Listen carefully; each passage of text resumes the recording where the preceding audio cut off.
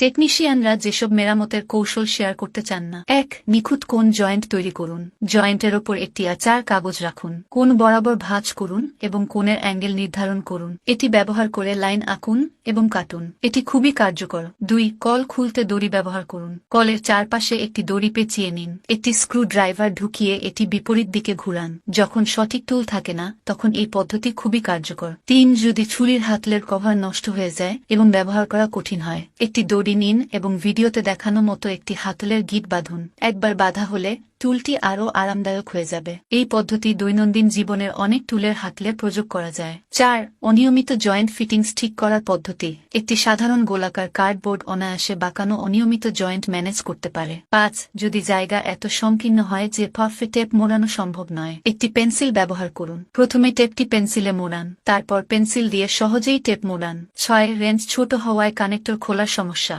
টেকনিশিয়ানরা যেসব মেরামতের কৌশল শেয়ার করতে চান না। ১. নিখুঁত কোণ জয়েন্ট তৈরি করুন। জয়েন্টের ওপর একটি আচার কাগজ রাখুন। কোণ বরাবর ভাঁজ করুন এবং কোণের অ্যাঙ্গেল নির্ধারণ করুন। এটি ব্যবহার করে লাইন আঁকুন এবং কাটুন। এটি খুবই কার্যকর। ২. কল খুলতে দড়ি ব্যবহার করুন। কলের চারপাশে একটি দড়ি পেঁচিয়ে নিন। একটি স্ক্রু ড্রাইভার ঢুকিয়ে এটি বিপরীত দিকে ঘুরান। যখন সঠিক টুল থাকে না তখন এই পদ্ধতি খুবই কার্যকর। ৩. যদি ছুরির হাতলের কভার নষ্ট হয়ে যায় এবং ব্যবহার করা কঠিন হয়, একটি দড়ি নিন এবং ভিডিওতে দেখানো মতো একটি হাতলের গিঁট বাঁধুন। একবার বাঁধা হলে টুলটি আরও আরামদায়ক হয়ে যাবে। এই পদ্ধতি দৈনন্দিন জীবনের অনেক টুলের হাতলে প্রয়োগ করা যায়। ৪. অনিয়মিত জয়েন্ট ফিটিংস ঠিক করার পদ্ধতি। একটি সাধারণ গোলাকার কার্ডবোর্ড অনায়াসে বাঁকানো অনিয়মিত জয়েন্ট ম্যানেজ করতে পারে। ৫. যদি জায়গা এত সংকীর্ণ হয় যে পারফেক্ট টেপ মোড়ানো সম্ভব নয়, একটি পেন্সিল ব্যবহার করুন। প্রথমে টেপটি পেন্সিলে মোড়ান, তারপর পেন্সিল দিয়ে সহজেই টেপ মোড়ান। ৬. রেঞ্জ ছোট হওয়ায় কানেক্টর খোলার সমস্যা।